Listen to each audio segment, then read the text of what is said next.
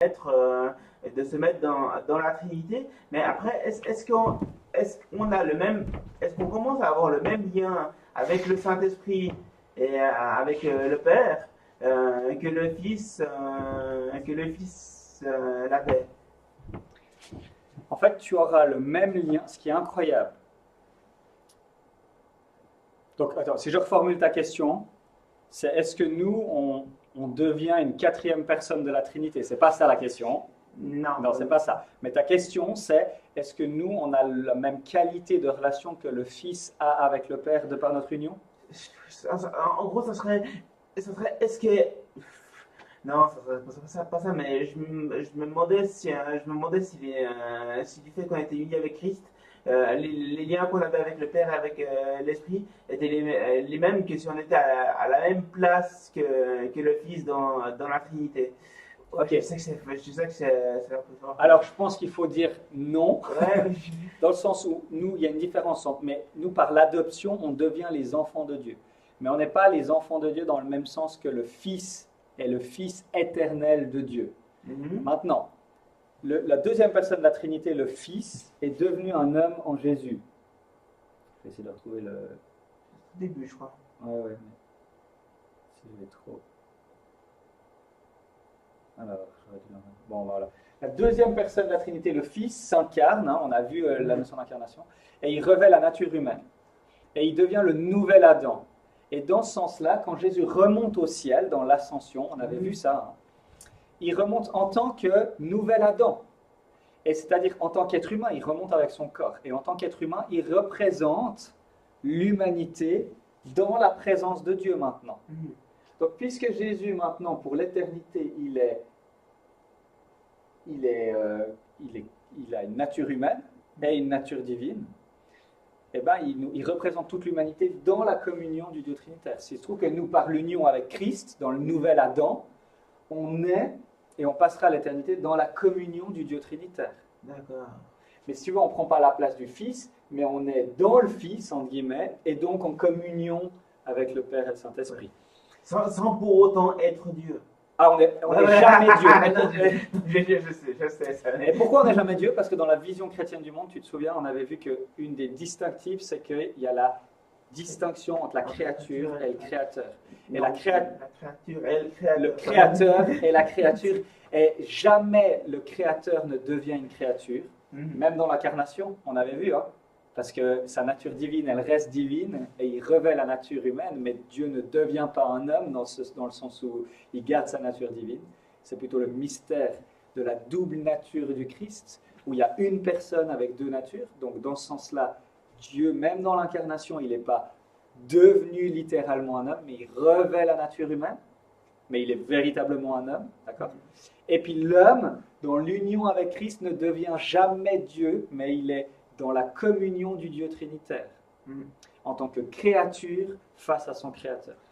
Et puis jamais la Bible, le salut dans la Bible, c'est jamais changer notre nature pour devenir autre chose qu'un être humain, pour devenir un Dieu. Ça, c'est dans les philosophies païennes non chrétiennes. Pour le problème, l'être humain est bien était bon dans la nature, elle est totalement corrompue, et la rédemption, elle nous rétablit dans notre nature originelle, même dans une meilleure nature, parce que dans l'union à Christ, on est rétabli dans ce que ça veut dire être un être humain en l'image de Dieu. Et on a même plus que ça, parce qu'on devient les enfants adoptés de Dieu. Mais jamais on devient Dieu. Ça joue? Oui. Moi, c'est par rapport à qui nous choisit. Ouais. Tu sais. C'est vrai, comme tu dis, moi, je me poserais la question pourquoi, qu'est-ce que j'ai fait pour qu'il me choisisse? Ouais. Tu vois? C'est ça. Pourquoi exactement? Puis même comme avant, alors, je sais pas comment te dire, mais tu vois, comme avant, je n'avais pas cette foi que j'ai accepté Dieu, mais qu'est-ce que, c'est un peu compliqué l'histoire qu'il nous choisit, tu vois? Ouais. Comment tu l'expliquerais autrement? Je sais pas, c'est pour C'est ça. ça que Ouais. je trouve. Il y a quelque chose d'assez. C'est difficile à comprendre pour nous, Oui. je peux bien le comprendre. Maintenant, c'est comme. Je lisais un pasteur et lui, ils ont adopté des enfants. Ouais. Puis il disait on a dû faire plein de démarches. Bon, c'est aux États-Unis. Et puis, on a dû passer des tests. On voulait adopter. Donc, on a décidé qu'on voulait adopter. On a fait des tests. On a été évalué. Et puis, après, on était inscrit sur une liste. On a dû choisir un pays dans lequel on voulait adopter. Puis, alors, on a choisi un pays. Puis après, on était sur une liste d'attente et on attendait. Et un jour, on a reçu une photo d'un enfant et il nous demandait si on voulait adopter cet enfant et on l'a choisi. Et après, on a commencé à prier pour lui, à l'aimer, à se préparer à le rencontrer. On a dû y aller, on a dû mettre de l'argent de côté. Enfin, on a fait tout ça.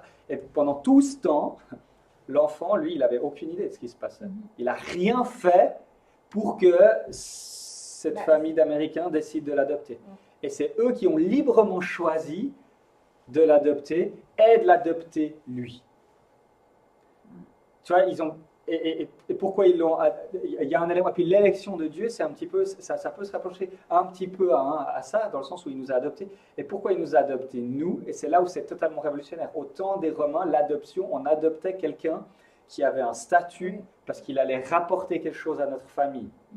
Alors que l'adoption de Dieu, il adopte ses ennemis, il adopte les pauvres, les faibles, ceux qui vont pas lui apporter quoi que ce soit finalement dans sa famille. Et l'élection, elle est inconditionnelle, sans condition. Il n'a pas vu quelque chose en nous qui s'est dit « Ah, je suis fier de lui, donc je le choisis ». Sinon, c'est plus un salut par grâce, c'est un salut par nos œuvres, par quelque chose qu'il y aurait en nous. Mais est-ce que c'est possible qu'une personne, même si Dieu l'a choisi ou qui ressent quelque chose, qui rejette, tu vois, Alors, ce qui se passe, c'est que tu es choisi. Toi, tu étais choisi, tu as vécu X années, Dieu t'avait choisi. C'est-à-dire que tu étais marqué pour le salut. C'est-à-dire que Christ est mort à la croix pour toi, et puis qu'un jour, le Saint-Esprit allait te faire passer de la mort à la vie. Mais pendant tout un temps, toi, tu n'as pas cru en Dieu, tu as résisté à lui, et tu t'es rebellé contre lui. Et du coup, tu peux être élu. Les élus ne sont pas automatiquement sauvés.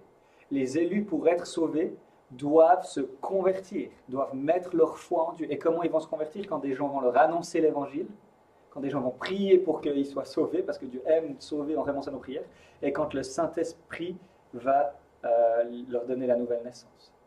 Donc il ne faut pas enlever l'élection, elle n'enlève pas les séquences, si tu veux. Mais ce qui se passe, c'est qu'on croit que de toute éternité, le Père a confié les élus au Fils, le Fils vient sur terre et il meurt pour les élus. Et ensuite, c'est le Saint-Esprit qui applique aux élus le salut. Est-ce que tu penses que, tu sais, est-ce qu'on était déjà choisi depuis longtemps? Alors, Éphésiens le dit, qu'on a été choisi avant la fondation du monde. Béni soit le Dieu et Père de notre Seigneur Jésus-Christ, en qui nous a bénis toutes les bénédictions spirituelles dans les lieux célestes en Christ. Dieu nous a choisis avant la création du monde, pour que nous soyons saints et sans défaut devant lui. Alors on était vraiment choisis. Choisis avant la fondation du monde, avant même que nous-mêmes on existe. Ouais. Après, dans le plan de Dieu, Dieu savait comment les choses allaient se dérouler. Mais l'élection, elle est en Christ avant la fondation du monde. Oui.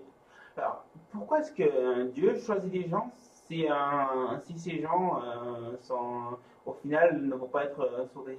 Tous ceux que Dieu a choisis, Christ est mort pour eux, donc leur salut a été accompli, et le Saint-Esprit va leur appliquer le salut, et ils vont se convertir. C'est pour ça que nous, quand on annonce l'Évangile, on prie pour que le Saint-Esprit touche les cœurs, mais on sait que si on annonce l'Évangile à quelqu'un qui a été choisi par Dieu, un jour ou l'autre, il va se convertir. Mais nous, on ne sait pas qui est élu, puis ce n'est pas à nous de savoir, et puis ce n'est même pas à nous de dire qui est élu ou pas. Nous, c'est juste la confiance que quand on annonce l'Évangile, on sait qu'il y a des gens qui vont se convertir parce que le Saint-Esprit va leur donner de nouveaux désirs. Et pourquoi le Saint-Esprit donne de nouveaux désirs à certains à qui on annonce l'Évangile, puis pas à d'autres? On croit que c'est parce que certains ont été choisis, puis pas d'autres. Mais nous, on ne peut pas savoir, avant que la personne meure, enfin, on ne peut pas savoir si elle était, parce que la personne peut se convertir sur son lit de mort. Puis tu peux annoncer l'Évangile pendant 20 ans à une personne, et puis elle va peut-être se convertir que à la fin de sa vie. Donc tu ne peux jamais dire, maintenant, je sais que cette personne, elle n'est pas élue. Pas du tout. Tu dis, peut-être qu'elle est élue et puis qu'elle va se convertir. Donc ça donne aussi de l'espérance pour nous dans notre évangélisation, parce que Dieu peut transformer le cœur de n'importe qui à n'importe quel moment s'il est élu.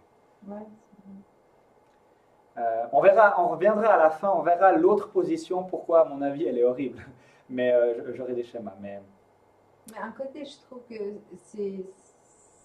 c'est beau, voilà, parce qu'il nous choisit n'importe comment, quoi. Je sais pas comment dire. Oui, c'est ça. On n'a pas besoin d'être beau, on n'a pas besoin C'est ça. d'être. C'est ça, je trouve que c'est bien, mais c'est vrai qu'on se pose la question, qu'est-ce qu'on. Voilà, pourquoi. Alors justement, et pourquoi il m'a choisi? Bah, il n'y a pas de réponse, Ouais, à c'est part ça c'est que- sa grâce et son amour. Voilà. Et puis, Et il m'a aimé d'un amour particulier. Et il n'a pas de, ouais. Et on verra après que l'amour, la doctrine de l'amour de Dieu a plusieurs. Dieu aime différemment les personnes. Mhm. Aussi en fonction de comment ils répondent à son amour, mais c'est Mais un amour particulier Mais d'élection. différemment de quoi? Alors ouais, on va peut-être pas Ah, aller comme ça, mais ok. par exemple, il y a l'amour de Dieu qui fait lever son soleil sur les bons comme sur les méchants. Ouais. Ça, c'est une manière dont Dieu aime tout le monde, Mhm. chrétiens et non chrétiens. Mais après, il y a un amour particulier pour ceux qui mettent leur foi en Voilà. Jésus. Parce qu'ils vont être pardonnés, Jésus est mort pour eux à la croix, ils vont expérimenter l'amour de manière différente. Mais on verra après sur l'élection. Ok. Ok, on va mettre en pause l'élection, et puis on va attaquer maintenant le péché. Si ça vous va, il faut qu'on avance. Mais puis on pourra encore discuter.